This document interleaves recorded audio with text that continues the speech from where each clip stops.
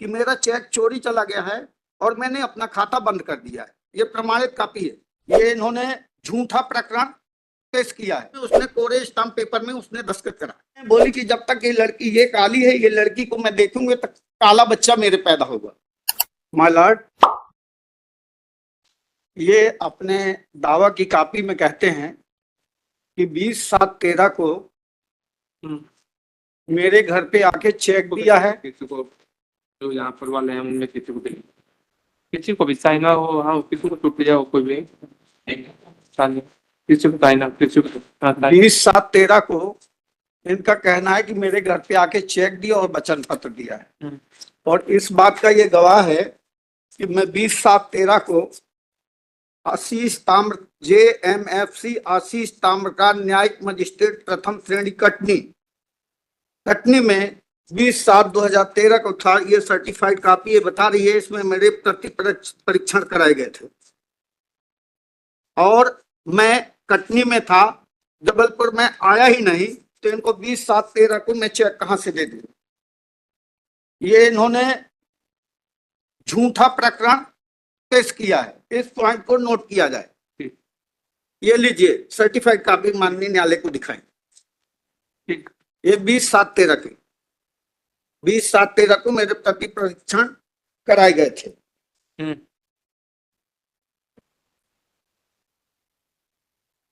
मेरा खाता बंद होने का जो सबूत है, मेरी सास मेरी इसी चेकबुक के खाता नंबर 848877 का चेक नंबर 266377 को NI एक्ट के तहत 6576/2006 प्रकरण कटनी में ये चलाया था और इस चेक को इसने अपने इलाहाबाद बैंक मुख्य शाखा कटनी में जमा किया था और इलाहाबाद बैंक शाखा कटनी ने मेरे GPO नई दिल्ली को क्लियरेंस के लिए भेजा था। तो GPO ने क्लियरेंस के जवाब में ये दिया कि खाता धारक का नंबर खाता नंबर 848877 खाता धारक ने अपना खाता बंद कर दिया और वो लिखित अपनी रिपोर्ट दी। इस बात की गवाही और जब वो मेमो के साथ वो जवाब आया GPO नई दिल्ली से, उस जवाब को लेकर के लक्ष्मीबाई ने अपने परिवादी साक्ष्य नंबर 2 गवाह नंबर 2 के रूप में सुनील कुमार सनाब श्री कोमल चंद वरिष्ठ प्रबंधक इलाहाबाद बैंक शाखा मुख्य शाखा कटनी को पेश किया था और इलाहाबाद बैंक के ये वरिष्ठ प्रबंधक सुनील कुमार ने अपने गवाही के दौरान बताया कि भोला राम पटेल ने अपना खाता बंद कर दिया है। ये लीजिए, ये प्रमाणित एक काम ये आप करिएगा, जो आप कर रहे हैं ना उसको लिखित में टाइप करवा के दे दीजिए। जो आप बहस कर रहे हैं ना जी, उसको आप लिखित में आप देख तो लीजिए। आप देख रहे हैं, लेकिन एक टाइप भी करवा के दे दीजिए। दिखाइए, है ना, आप टाइप भी करवा के उसको बना के दे दीजिए। ठीक। इसके बाद मेरी सास ने जो 6276/2006 लक्ष्मीबाई विरुद्ध भोला राम पटेल का जो प्रकरण कटनी में चला था आशीष ताम्रकार की अदालत में, जिसमें चेक नंबर 266377 नंबर का में गवाही देने के लिए स्वतः आई और विटनेस नंबर 1 इस गवाही में सास खुद बताती है कोर्ट को कि भोला राम ने अपना खाता बंद कर दिया है। मैंने अपने गवाही के दौरान ये जो मेरे से प्रश्न पूछे गए थे 130 NI एक्ट कटनी में, मैं पहले बता चुका हूं कि मेरा चेक चोरी चला गया है और मैंने अपना खाता बंद कर दिया है। ये प्रमाणित कॉपी है 6276/2006। तो जब मैंने खाता बंद कर दिया तो मैं इसको चेक कहां से दे दूंगा। और ये चेक की कहानी क्यों बनाता है कि ये मेरा सगा चचेरा भाई है, मेरे बड़े पिताजी का लड़का, ये ब्रजकिशोर कुर्मी जो परिवादी है, और ये मेरे बारे में पूरी तरह से जानता है कि इसका विवाद ससुराल वालों से है। और ये मेरी सारी बात जानकारी होने के कारण ये वहां पर साठगांठ बना करके और वो चेक बुक इससे हासिल करके और झूठा प्रकरण न्यायालय में पेश किया है। ये मैंने अपने गवाही के दौरान 62-76 2006 में बता चुका हूं। अनेक्जर 4,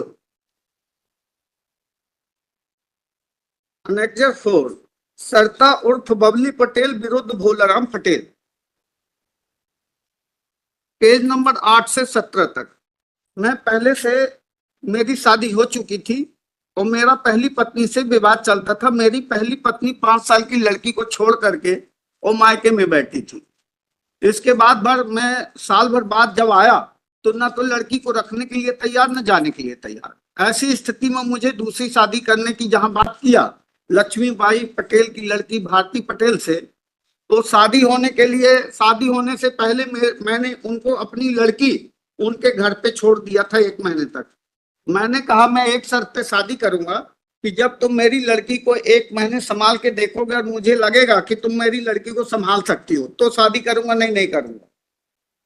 तो मैंने केलवारा गांव में अपनी लड़की को, 5 साल की लड़की कुमारी रेखा पटेल को, पहली पत्नी की लड़की को, जहां दूसरी शादी करने जा रहा था वहां उनके घर में मैंने छोड़ दिया था। और मैंने बोला मैं 1 महीने बाद आके देखूंगा कि लड़की को संभाल सकते हो कि नहीं, अगर संभाल लोगे तो शादी करूंगा, नहीं करूंगा। मैं लड़की को छोड़ करके दिल्ली चला गया। इसके बाद इन्होंने, ये जहां दूसरी शादी करने जा रहा था, उसके बाद इन्होंने मेरी पहली पत्नी के बीच में क्या साठगांठ बनी कि पहली पत्नी ने भरण पोषण के दावे के लिए कापी पेश कर दिया, न्यायालय से नोटिस दिलवाया। ये नोटिस 11/6/2003 यहाँ श्री आरपी चतुर्वेदी और यहाँ साइन है, और यहाँ 11/6/2003। उसके बाद यहाँ आदेश दिनांक 13/6/2003। ये दावा की कापी मेरे को, और प्लस जहाँ दूसरी शादी हम करने जा रहे थे, जिनकी उनके माँ श्रीमती लक्ष्मीबाई पटेल को, पिता दिनेश पटेल को, लड़की भारती को और प्लस मेरे को, भोलाराम को, इनको सबको कोर्ट से नोटिस आई कि आप शादी ना करें, यथास्थिति बनाए रखें। नोटिस में सबने दस्तखत किए। इसके बाद भी इन्होंने ये जाकर के अपने वकील के पास, इनके 2 सलाहकार वकील थे, एक एपी पांडे एडवोकेट, एक भंजन एडवोकेट, जोहिला निवासी कटनी, उनके पास ले गई। राधिका होटल कटनी में, उसके बाजू में उनका घर है, उनके घर ले गई और उनको बोली कि अब इसने दावा पेश कर दिया है तो अब क्या करोगे। तो इसके वकील ने कहा कि ऐसा करो कि इसका जो दावा किया है तो इसकी भोलाराम पटेल की तरफ से हम पहली पत्नी के खिलाफ हम केस लड़ेंगे और अदालत भरण पोषण की राशि जितना तय करेगी उतनी राशि इसके चेक में भर के हम दे दिया करेंगे। ये बोला कि लक्ष्मीबाई तुम दिल्ली जाओ, अगर तुम यहाँ कटनी से शादी करोगे तो बड़खेरा वाली कटनी की है, कटनी के पास 8-9 किलोमीटर दूर है, तो बोले ये यहाँ लोकल पुलिस को कंप्लेंट करेगी और यहाँ शादी नहीं हो पाएगी, इस कारण से तुम यहाँ से गांव से शादी ना करके तुम दिल्ली चले जाओ, दिल्ली में शादी करके आना और वहां से चेकबुक में साइन करा के इसे ले आना। तो मैंने चेकबुक में वकील की सलाह के मुताबिक मैंने चेकबुक में साइन करके इसको दे दिया था। इसने कहा कि पहली पत्नी से तुम्हारी शादी हुई है, तलाक नहीं हुआ है। तो बोले हमें कैसे विश्वास होगा कि तुम हमारी लड़की को नहीं छोड़ोगे। हमने बोला तुम्हें विश्वास कैसे होगा ये बताओ। उसने 2 हुंडी की 2 किताब लेके आई, दोनों किताबों में के 20-20, 25-25 पन्नों में 1-1 रुपए की रेवेन्यू टिकट लगाई और उसके ऊपर मेरे से दस्तखत बनवाया। और इसके बाद मेरे पिताजी से, दयाराम पटेल से और एक मेरे से 2 स्टाम्प 50-50 रुपए के खरीदवाई और दोनों स्टाम्पों में उसने कोरे स्टाम्प पेपर में उसने दस्तखत करा और दस्तखत करा के रख लिया। बोले जब हमारी लड़की के 1-2 बच्चे हो जाएंगे तब हम ये कागज तुम्हारे वापस कर देंगे। ये कह करके उसने दस्तखत करवाए थे और ये सारे स्टाम्प, हुंडी की दोनों बुक दस्तखत की हुई, ये सब मेरे साथ ये लोग दिल्ली चले गए। मैं अपने अटैची में रखा था और दिल्ली गए तो वहां जब चेक बुक में साइन करके और मैंने चेक बुक, स्टाम्प, हुंडी मैंने सब रख दिए थे। अब मैं सोचा कि अभी 1-8 दिन रहेंगे, मेरे साथ ससुर गए थे तो मेरे घर पे दिल्ली में रुके थे। अब मैं चला गया अपनी दुकान खोलने और जब मैं दुकान खोलने गया तो ये लोग तैयार होकर के घर से आ गए। घर की चाबी इनके पास थी, इनकी लड़की भारती मेरी पत्नी बनी और मैंने सब घर की चाबी दे दिया। वो स्टाम्प, हुंडी, चेकबुक ये सब निकाल करके इसने अपनी माँ को दे दिया और इसके बाद ये आ गई गाँव।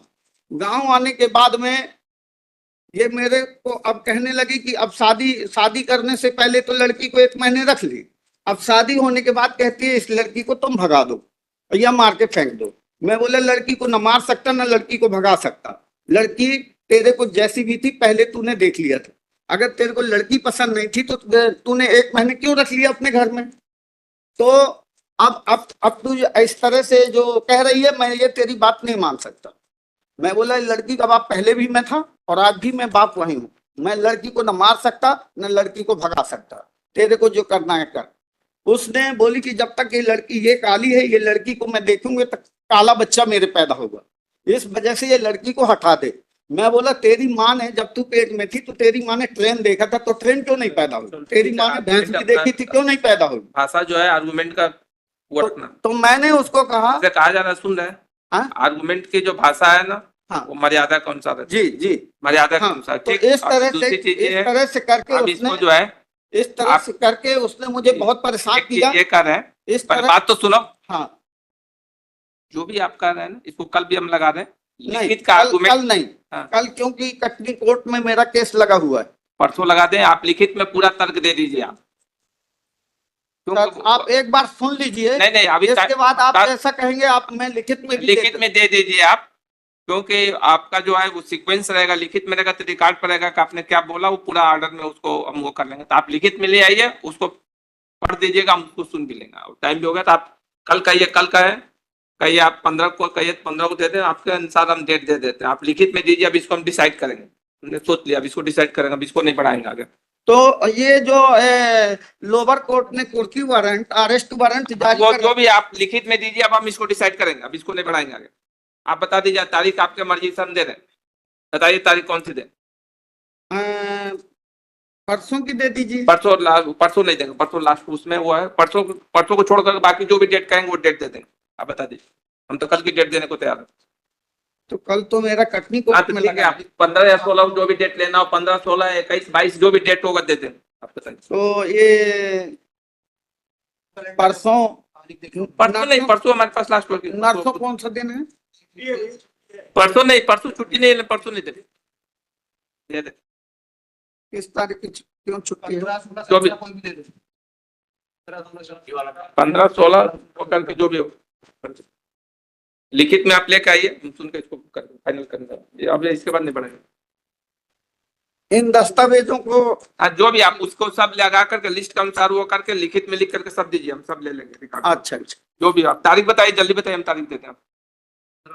सर मैं दिल्ली से आता हूँ, तो आपको समझ रहे हैं, जो भी तारीख रहे हैं आप मेरे को। मैंने पहला नंबर मैंने रिक्वेस्ट किया था, आपसे पहला नंबर आप लिखित में मैंने रिक्वेस्ट पहले इसलिए किया था कि मेरे केस में ज्यादा समय लगेगा, इस कारण से आप मेरे प्रकरण को अगर सुन लेते तो आज मेरा केस नहीं बढ़ जाता। ये जितने अधिवक्ता हैं सब यहाँ लोकल जबलपुर में रहते हैं, ये आज की बजाय कल भी आ सकते हैं। ठीक है, हम आपसे तो ये कह रहे हैं आप लिखित में आप 1 घंटे और बैठ जाइए साहब। नहीं, अभी हमको मीटिंग है। क्यों? दबाइए, आप सुनने के लिए तो बैठे हैं। नहीं ठीक है, आपका कहना बिल्कुल सही है, मेरा कहना सही है, बात मान लीजिए। नहीं, हमारी मीटिंग है, हम आपसे ये बोल रहे हैं, आपकी सुविधा के अनुसार ही कर रहे हैं। आपको आप लिखित में पूरा दे दीजिए, जिससे वो चीज रिकॉर्ड पर रहेगा पूरा। ठीक है, आपका सारे चीज रिकॉर्ड पर रहेगा।